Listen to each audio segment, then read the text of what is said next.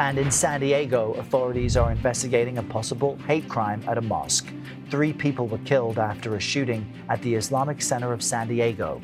Police say the 2 teenage suspects were also found dead inside a car nearby.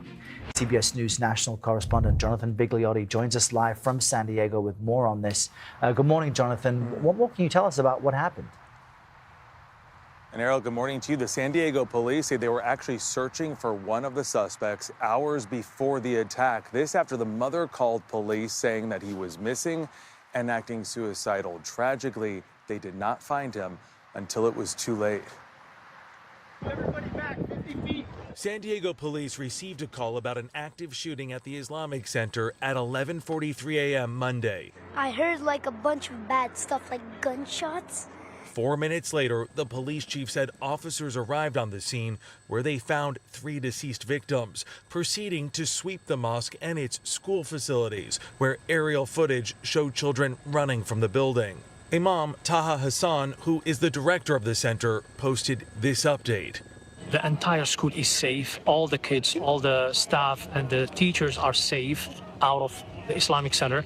We have few casualties. As that was happening, more chaos. We received calls of a vehicle a couple blocks away that was shooting at a landscaper. The landscaper is going to be okay, but we are still investigating that scene. The suspects, a 17 and 18-year-old male, were both found dead near the scene from what police said were likely self-inflicted gunshot wounds. The police chief said earlier in the day officers had begun searching the area for a potential threat after one suspect's mother reported him missing, concerned he was suicidal. Several of her weapons were missing.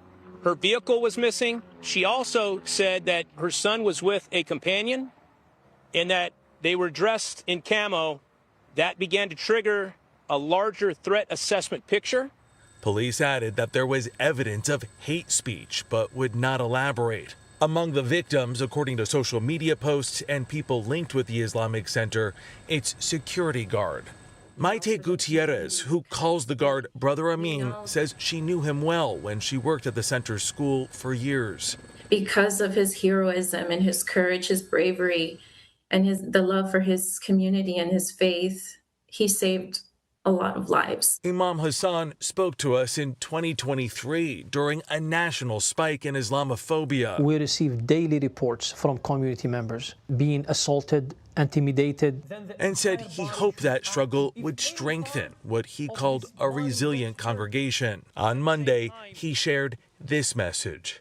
All of us, we are responsible for spreading the culture of tolerance, the culture of love. And the security guard this morning being hailed a hero for keeping the gunman out of the school, a tragedy police say could have been much worse without his intervention, Errol. Yeah, remarkable. Jonathan, thank you.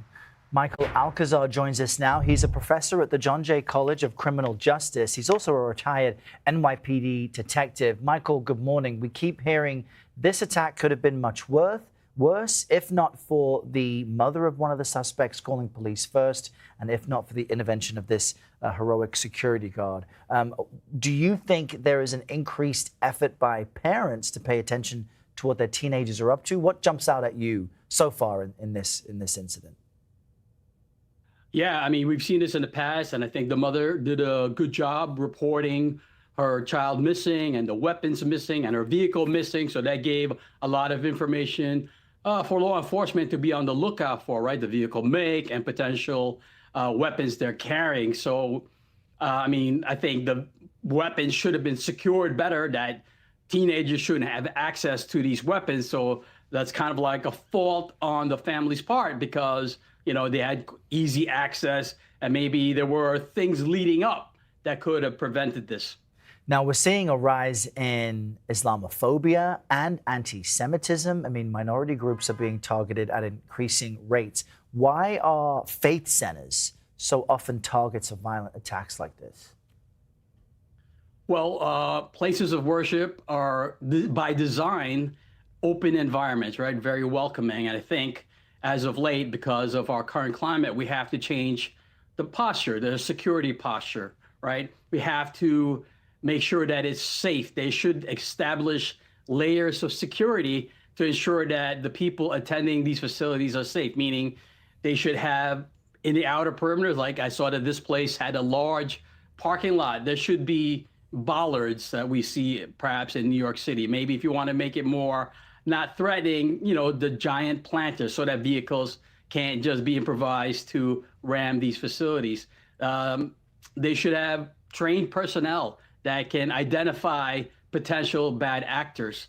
The facility itself should have limited access, meaning locked doors, that people can't just walk in. So there's a lot of things to consider when you're dealing with the safety of again, like a religious center like this. And an armed security guard really made the difference, it appears, in San Diego. Do you think more places of worship should have that type of protection, as jarring as it may be to see?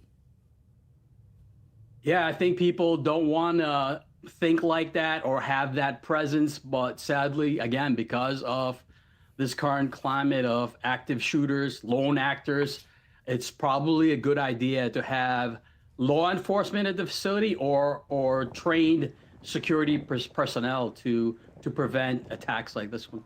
All right, Michael Alcazar, thanks for joining our program today. We appreciate it.